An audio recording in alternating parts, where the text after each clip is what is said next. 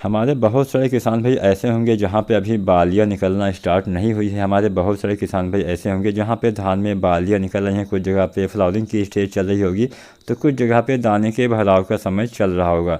फिलहाल किसान भाइयों, आज की वीडियो में हम जानने वाले हैं, अगर आपके धान की फसल में जो धान की बालियाँ होती हैं वो निकल आई हैं, यानी बालियाँ निकलने के बाद आपको क्या करना चाहिए, देखभाल कैसे करनी है, दाने के भराव के लिए क्या करना है, क्या करें जिससे आपके समस्त दाने का भराव सही रूप से हो सके।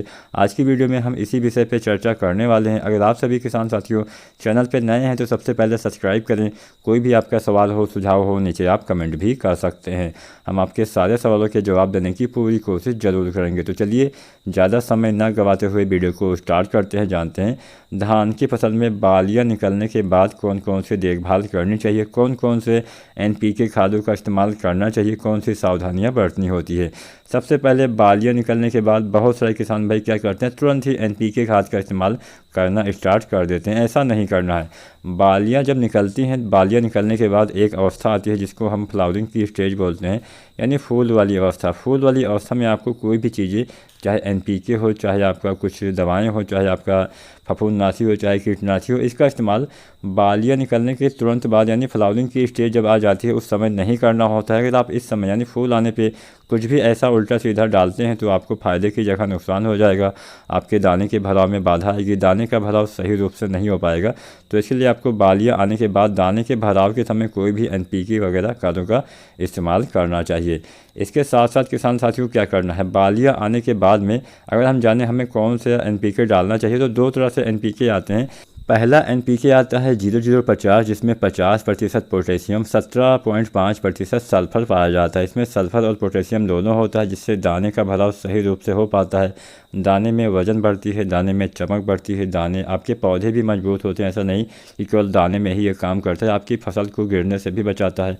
आपके पौधे में रोग प्रतिरोधी क्षमता में भी विकास होता है। तो कुल मिला के काफ़ी अच्छा काम 0050 यहाँ पे करने वाला है। तो 0050 की जो मात्रा आपको लेनी है, 1 से 1.5 kg मात्रा प्रति एकड़ के हिसाब से बालियाँ निकलने के बाद दाने के भराव के समय किसान साथियों आपको प्रयोग करना चाहिए। इस समय बोरोन खाद का इस्तेमाल नहीं करना है। बहुत से लोग ये पूछते हैं क्या हम बोरोन इस समय डाल सकते हैं। बोरोन का इस्तेमाल गबोर अवस्था में यानी बालियाँ आने से पहले करना बेहतर होता है। तो अगर आपके खेत में, आपके धान में अभी बालियाँ नहीं निकली हैं, तो आप NPK 0-34 के साथ में बोरोन जो आता है 20% वाला, इसकी 100 से 150 ग्राम मात्रा का इस्तेमाल कर सकते हैं। अब यहाँ पे बालियाँ निकलने के बाद की अगर हम बात कर रहे थे, तो एक NPK और आता है जिसको हम 13-0-45 के नाम से जानते हैं, जिसमें 13% नाइट्रोजन भी पाया जाता है, 45% पोटेशियम पाया जाता है। इसका इस्तेमाल भी दाने के भराव के समय ही किया जाता है, लेकिन इसका इस्तेमाल तब करना है जब आपको लगे कि हाँ बालियाँ आने के बाद भी आपकी जो पत्ती है उसमें पीलापन है, नाइट्रोजन की कमी दिख रही है, जो फ्लैग लीफ होती है यानी जो झंडी पत्ती होती है उसमें पीलापन रहेगा, तो आपके दाने के भराव में बाधा आएगी, आपके समस्त दाने का भराव सही रूप से नहीं हो पाएगा।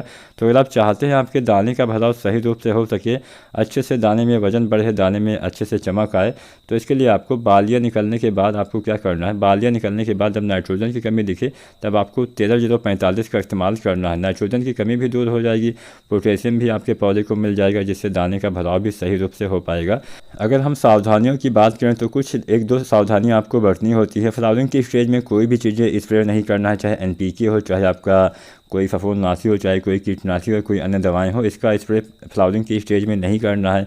इसके साथ साथ नमी भी आपको इन अवस्थाओं में बना के रखना पड़ेगा। खेत में नमी नहीं रहेगी तो काफ़ी नुकसान होगा, आपके पौधे में बालियाँ नहीं निकलेंगी, बालियाँ निकल आई हैं तो दाने का भराव नहीं होगा। आपके फूल जो फ्लावरिंग की स्टेज आती है, अगर उस अवस्था में नमी की कमी हो जाती है तो पोलिनेशन सही से नहीं होता। तो हर अवस्था हो, चाहे जो भी अवस्था हो, गबोर अवस्था से लेकर जब तक दाने का भराव नहीं हो जाता है तब तक आपको खेत में नमी मेंटेन करके रखना पड़ेगा।